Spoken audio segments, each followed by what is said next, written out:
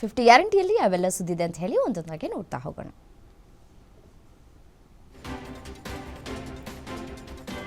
ರಾಜ್ಯದ ಅಬಕಾರಿ ಇಲಾಖೆಯಲ್ಲಿ ಲಂಚ ವರ್ಗಾವಣೆ ದಂಧೆ ಮತ್ತು ವ್ಯಾಪಕ ಭ್ರಷ್ಟಾಚಾರ ನಡೀತಾ ಇದೆ. ಕಾಂಗ್ರೆಸ್ ಸರ್ಕಾರದಲ್ಲಿ ಮಂತ್ಲಿ ಫಿಕ್ಸ್ ಮಾಡಲಾಗಿದೆ. ಕಾಸು ಕೊಟ್ಟವರನ್ನ ಪೋಸ್ಟಿಂಗ್ ನೀಡಲಾಗ್ತಾ ಇದೆ ಅಂತ ಪ್ರತಿಪಕ್ಷ ನಾಯಕ ಆರ್ ಅಶೋಕ್ ಗಂಭೀರವಾಗಿ ಆರೋಪ ಮಾಡಿದ್ದಾರೆ. ಅಬಕಾರಿ ಇಲಾಖೆಯಲ್ಲಿ ಬಾರ್ ಪರವಾನಗಿ ನೀಡೋದಕ್ಕೆ ಮತ್ತು ವರ್ಗಾವಣೆ ಮಾಡೋದಕ್ಕೆ ಲಂಚ ಪಡೆಯಲಾಗ್ತಾ ಇದೆ. ಇದಕ್ಕೆ ಸಂಬಂಧಪಟ್ಟಂತೆ ಆಡಿಯೋ ರೆಕಾರ್ಡಿಂಗ್ ಇದೆ ಅಂತ ಪೆನ್ ಡ್ರೈವ್ ತೋರಿಸಿ ಸರ್ಕಾರದ ವಿರುದ್ಧ ಕಿಡಿಕಾರಿದ್ದಾರೆ.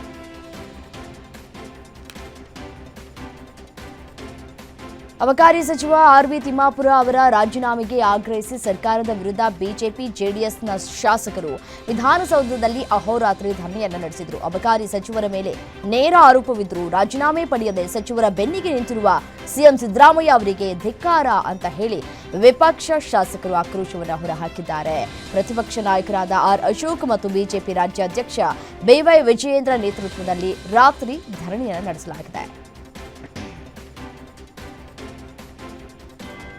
ಪದೇ ಪದೇ ಐಟಿ ದಾಳಿ ನಡೀತಾ ಇದೆ ಅಂತ ಬೇಸತ್ತು ಆತ್ಮಹತ್ಯೆಗೆ ಶರಣಾದ ಉದ್ಯಮಿ ಡಾಕ್ಟರ್ ಸಿಜೆ ರಾಯ್ ಕೇಸ್ ಸತ್ಯಾಸತ್ಯತೆ ಬೆಳಕಿಗೆ ತರುವುದಕ್ಕೆ ಎಸ್ಐಟಿ ತನಿಖೆಯನ್ನ ಚುರುಕುಗೊಳಿಸಿದೆ. ಈಗಾಗಲೇ ರಾಯ್ ಕಚೇರಿಯಲ್ಲಿ ಇಂಚಿಂಚು ಜಾಲಾಡಿರೋ ಎಸ್ಐಟಿ ತಂಡಕ್ಕೆ ರಾಯ್ ಚೇಂಬರ್ನಲ್ಲಿ ಅಪಾರ ಪ್ರಮಾಣದ ದಾಖಲೆಗಳು ಪತ್ತೆಯಾಗಿರುವ ಬಗ್ಗೆ ಮಾಹಿತಿ ಲಭ್ಯವಾಗಿದೆ.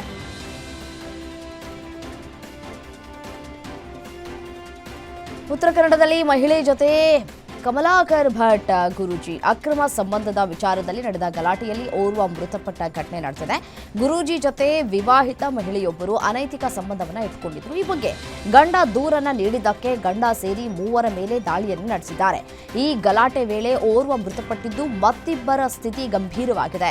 ಕೊಲೆ ಪ್ರಕರಣಕ್ಕೆ ಸಂಬಂಧಪಟ್ಟಂತೆ ಆರೋಪಿಗಳನ್ನು ಸಿದ್ದಾಪುರ ಪೊಲೀಸರು ಬಂಧಿಸಿದ್ದಾರೆ.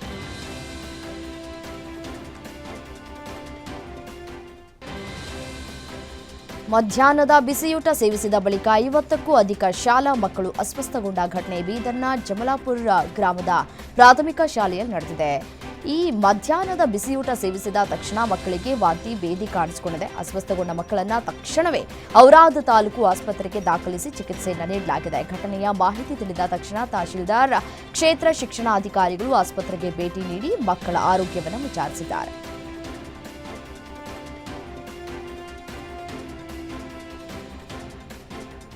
ವರ್ಷಕ್ಕೆ ಒಮ್ಮೆ ಬರುವಂತಹ ಯುಗಾದಿ ದೀಪಾವಳಿ ಹಬ್ಬ ಅಂತಂದ್ರೆ ಎಲ್ರಿಗೂ ಅಚ್ಚುಮೆಚ್ಚು. ಮನೆ ತುಂಬಾ ಸಂಬಂಧಿಕರು ಸೇರುವ ಹಬ್ಬ ಆಚರಿಸೋದಕ್ಕೆ ಒಂದಷ್ಟು ಹಣ ಕೂಡಿಟ್ಕೊಳ್ಳೋಕೆ ಯುಗಾದಿ, ವರಲಕ್ಷ್ಮಿ ಹಬ್ಬ, ಅದೇ ರೀತಿಯಾಗಿ ದೀಪಾವಳಿಗೆ ಪಟಾಕಿ ಚೀಟಿಯನ್ನ ಹಾಕೋದು ಮಾಮೂಲಿ ಆಗಿದೆ. ಆದರೆ ಕೋಲಾರದ ಶಾಂತಿನಗರದಲ್ಲಿ ಇದೇ ಚೀಟಿ ಹೆಸರಲ್ಲಿ ಜನರಿಗೆ ಲಕ್ಷ ಲಕ್ಷ ಮಕ್ಮೇಲ್ ಟೋಪಿ ಹಾಕಿರುವಂತಹ ಪ್ರಸಂಗ ನಡೆದಿದೆ. ಆರೋಪಿಗಳಾದ ವೆಂಕಟೇಶಪ್ಪ, ಗೌರಮ್ಮ, ಪದ್ಮಾವತಿ ಎಂಬುವರ ಮೇಲೆ ನಗರ ಠಾಣೆಯಲ್ಲಿ ದೂರು ದಾಖಲಿಸಿದ್ದಾರೆ. ಠಾಣೆ ಮುಂದೆ ಮೋಸ ಹೋದವರು ಕಣ್ಣೀರನ್ನ ಹಾಕ್ತಾ ಇದ್ದಾರೆ.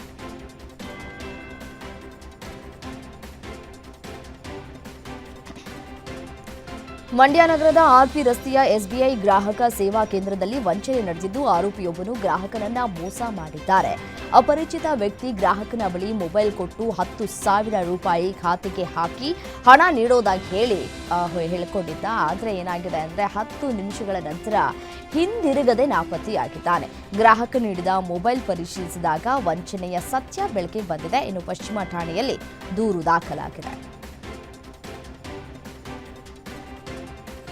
ಹಿಟ್ ಅಂಡ್ ರನ್ಗೆ ಪಾದಾಚಾರಿ ಯುವಕ ಮೃತಪಟ್ಟಿರುವಂತಹ ಘಟನೆ ನೆಲಮಂಗಲ ಟೌನ್ ಬಿನ್ನಮಂಗಲದಲ್ಲಿ ನಡೆದಿದೆ. 28 ವರ್ಷದ ಅಪರಿಚಿತ ಯುವಕ ಅಂತ ಹೇಳಿ ತಿಳಿದು ಬಂದಿದೆ. ರಸ್ತೆ ದಾಟುವ ವೇಳೆ ಕಾರು ಡಿಕ್ಕಿಯಾಗಿ ಸ್ಥಳದಲ್ಲೇ ಸಾವನ್ನಪ್ಪಿದ್ದಾನೆ. ಘಟನೆಗೆ ಸಂಬಂಧಪಟ್ಟಂತೆ ನೆಲಮಂಗಲ ಸಂಚಾರಿ ಠಾಣೆಯಲ್ಲಿ ಪ್ರಕರಣ ದಾಖಲಾಗಿದೆ.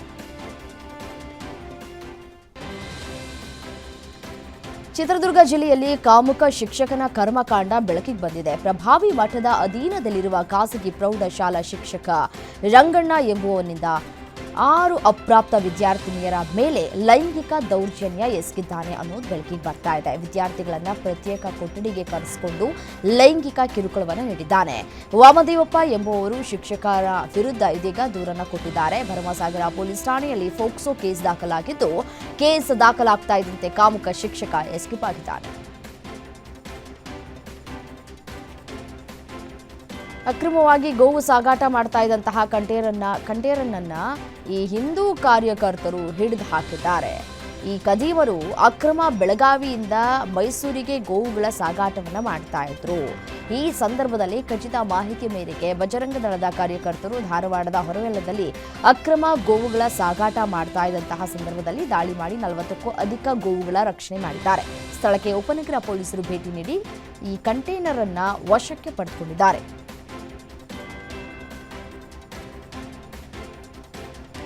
ಕಾಡಿನಲ್ಲಿ ಇರಬೇಕಾದಂತಹ ಚಿರತೆ ಸಿಲಿಕಾನ್ ಸಿಟಿ ಬೆಂಗಳೂರಿಗೆ ಎಂಟ್ರಿ ಕೊಟ್ಟಿದೆ. ಇವತ್ತು ಬೆಳಗ್ಗೆ ಚಿರತೆ ಪ್ರತ್ಯಕ್ಷವಾಗಿದ್ದು ಸ್ಥಳೀಯರಲ್ಲಿ ಆತಂಕ ಹೆಚ್ಚಾಗಿದೆ. ನಗರದ ಅಂಜನಾಪುರ 7ನೇ ಬ್ಲಾಕ್ ರಸ್ತೆಯಲ್ಲಿ ಮುಂಜಾನೆ 2 ಗಂಟೆ ಸುಮಾರಿಗೆ ಚಿರತೆ ಓಡಾಡ್ತಾ ಇರುವ ದೃಶ್ಯ ಕಂಡು ಬಂದಿದೆ. ಚಿರತೆ ಪ್ರತ್ಯಕ್ಷವಾದದ್ದು ತುರಹಳ್ಳಿ ಅರಣ್ಯ ಪ್ರದೇಶದ ಸಮೀಪದಲ್ಲಿ ಅಂತ ಹೇಳಿ ಶಂಕೆಗಳು ವ್ಯಕ್ತವಾಗ್ತಾ ಇದೆ.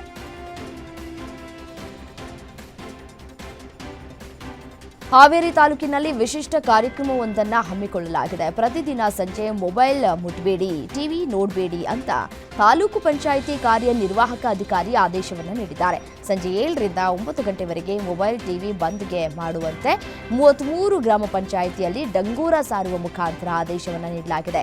ಎಸ್ಎಸ್ಎಲ್ಸಿ ಮಕ್ಕಳಿಗೆ ಅನುಕೂಲ ಆಗಲಿ, ಮಕ್ಕಳ ಭವಿಷ್ಯಕ್ಕೆ ಸಹಕರಿಸಿ ಅಂತ ಈ ಒಂದು ಡಂಗೂರವನ್ನ ಸಾರಲಾಗ್ತಾ ಇದೆ. ಕಂಚಾರಗಟ್ಟಿ ಗ್ರಾಮದಲ್ಲಿ ಪಂಚಾಯಿತಿ ಸಿಬ್ಬಂದಿ ಜಾಗೃತಿಯನ್ನು ಮೂಡಿಸುವಂತಹ ಕೆಲಸವನ್ನು ಮಾಡ್ತಾ ಇದ್ದಾರೆ.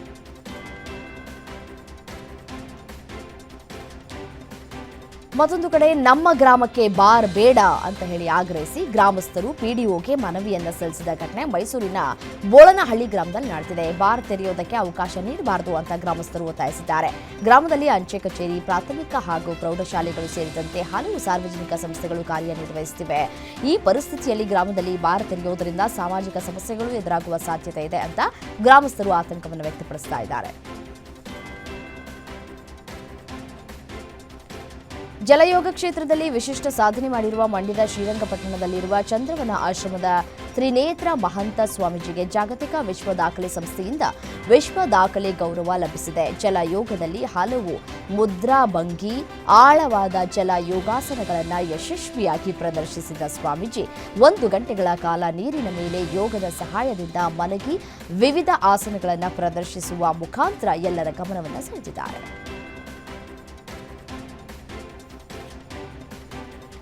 ಲೋಕಸಭಾ ಅಧಿವೇಶನದ ವೇಳೆ ಸ್ಪೀಕರ್ ಮೇಲೆ ಪೇಪರ್ ತೂರಿದ ವಿಪಕ್ಷಗಳ 8 ಸಂಸದರನ್ನ ಅಮಾನತುಗೊಳಿಸಿ ಆದೇಶ ಹೊರಡಿಸಲಾಗಿದೆ. ಬಜೆಟ್ ಅಧಿವೇಶನ ಮುಗಿಯುವವರೆಗೂ ಈ ಸಂಸದರನ್ನ ಸದನಕ್ಕೆ ಹಾಜರಾಗದಂತೆ ಅಮಾನತುಗೊಳಿಸಲಾಗಿದೆ.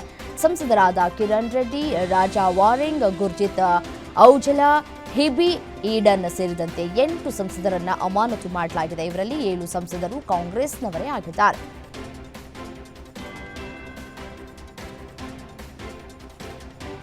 ರಾಜ್ಯಸಭೆಯಲ್ಲಿ ಚೊಚ್ಚಲ ಭಾಷಣದ ವೇಳೆ ಬಿಜೆಪಿ ಸದಸ್ಯ ಸಿ ಸದಾನಂದನ್ ಮಾಸ್ಟರ್ ತಮ್ಮ ಕೃತಕ ಕಾಲುಗಳನ್ನು ಸದನದ ಬೆಂಚ್ ಮೇಲೆ ಪ್ರದರ್ಶಿಸಿ ತಾವು ಕಾಲುಗಳನ್ನು ಕಳೆದುಕೊಂಡಿದ್ದು ಹೇಗೆ ಅನ್ನೋದರ ಬಗ್ಗೆ ವಿವರಣೆಯನ್ನ ನೀಡಿದಂತಹ ಪ್ರಸಂಗ ನಡೆದಿದೆ. 1994ರ ಜನವರಿ 25ರಂದು ಸಿಪಿಐಎಂ ಕಾರ್ಯಕರ್ತರು ಅಂತ ಹೇಳಲಾದ ಗುಂಪು ಇವರ ಮೇಲೆ ದಾಳಿ ನಡೆಸಿತ್ತು. ಕಾಲುಗಳನ್ನು ಕತ್ತರಿಸಿ ಮತ್ತೆ ಜೋಡಣೆಗೆ ಸಿಗಬಾರದು ಅಂತ ಹೇಳಿ ಅಡಗಿಸಿಟ್ಟಿತ್ತು ಅಂತ ಹೇಳಿ ತಿಳಿಸಿದ್ದಾರೆ. ಆತ್ಮವಿಶ್ವಾಸವೇ ಎಲ್ಲವನ್ನ ಸಾಧ್ಯವಾಗಿಸುವ ಶಕ್ತಿ ಮತ್ತು ವಿಕಸಿತ ಭಾರತದ ಕನಸನ್ನು ನನಸಾಗಿಸುವಲ್ಲಿ ಪ್ರಮುಖ ಪಾತ್ರವನ್ನು ವಹಿಸುತ್ತದೆ ಅಂತ ಪ್ರಧಾನಿ ನರೇಂದ್ರ ಮೋದಿ ಹೇಳಿದ್ದಾರೆ. ಧೈರ್ಯ ಮತ್ತು ಆತ್ಮವಿಶ್ವಾಸದಿಂದ ಸಂಪತ್ತು ಬೆಳೆಯುತ್ತೆ, ಕೌಶಲ್ಯ ಮತ್ತು ದಕ್ಷತೆಯ ಮೂಲಕ ಸ್ಥಿರವಾಗಿರುತ್ತದೆ. ಇದನ್ನ ಶಿಸ್ತಿನಿಂದ ರಕ್ಷಿಸಿದಾಗ ರಾಷ್ಟ್ರದ ಪ್ರಗತಿಗೆ ಕೊಡುಗೆ ನೀಡುತ್ತೆ ಅಂತ ಪ್ರಧಾನಿ ಮೋದಿ ಸಂಸ್ಕೃತದಲ್ಲಿ ಬರೆದಿರುವಂತಹ ಗೀತೆಯನ್ನ ಹಂಚಿಕೊಂಡಿದ್ದಾರೆ.